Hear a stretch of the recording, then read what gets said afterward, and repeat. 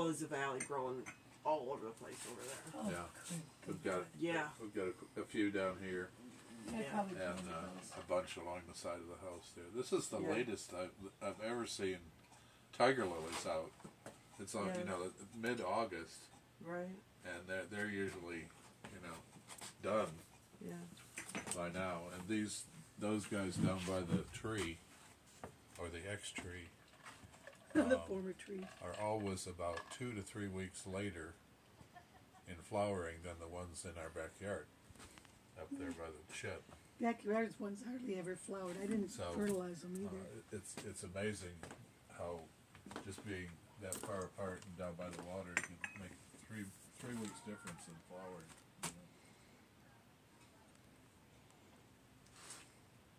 But they're still buds on them. There's still buds coming out on those guys.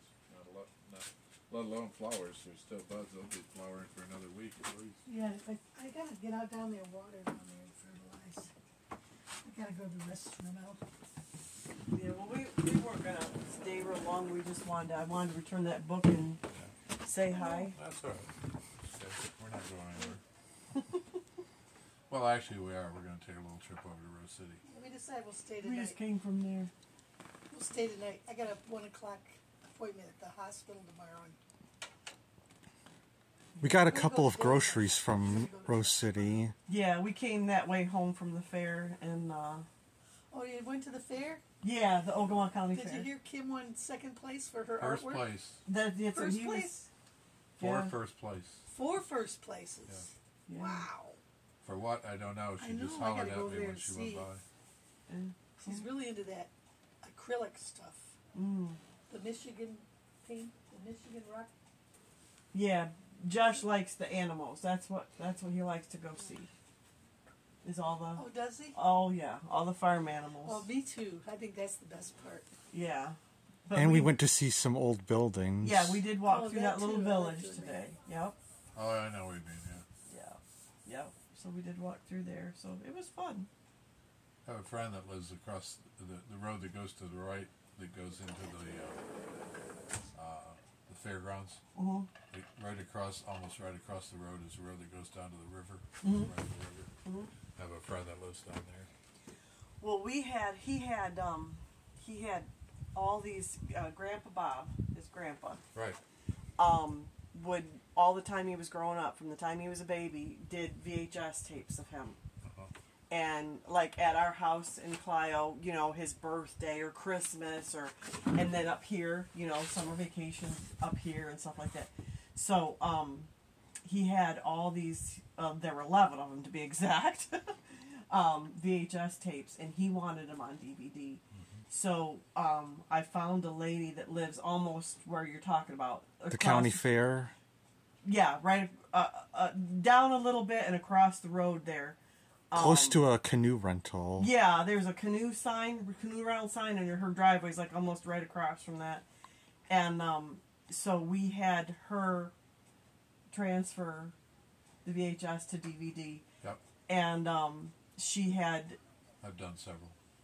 she had one that didn't record for whatever reason. It had literally a minute on it, and then the whole rest of the thing was blank. And so we asked her if she could please redo that one, and she did. And so we picked it up.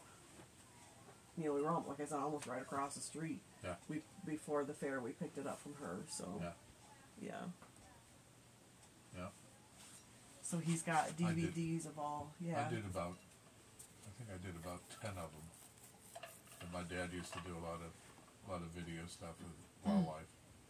And I copied those, and then I copied the high school reunion tape. 25th anniversary tape. Copied that. And a couple others that I sent to my daughter and my son, Mm-hmm. So, the problem that I've got right now, Debbie, is if it's a problem, I guess it is. My dad used to shoot 16 millimeter film, and I got a bunch.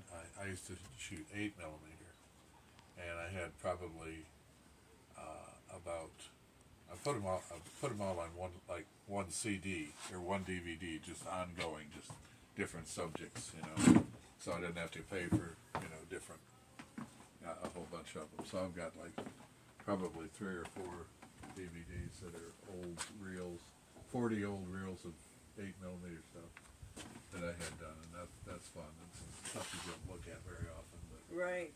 but my dad did 16mm stuff, and that's sitting right inside in the cabinet in there. I brought it up here from Tulsa when I moved up here, and the problem that I've got is that it costs about 8 times as much to copy 16mm to DVD as it does 8. So I've probably got, now some of it in there is fishing trips and stuff like that, things like that don't have no family things or anything, and I don't know that I'd spend the money to copy those because they really don't have any interest to me personally. So Our tapes had a whole bunch of family moments. Yeah, they did. and the other there's a bunch of 16mm. I don't know how much. Debbie, probably let's say 1,000 feet, okay? And they want like 23 cents a foot. They copy it.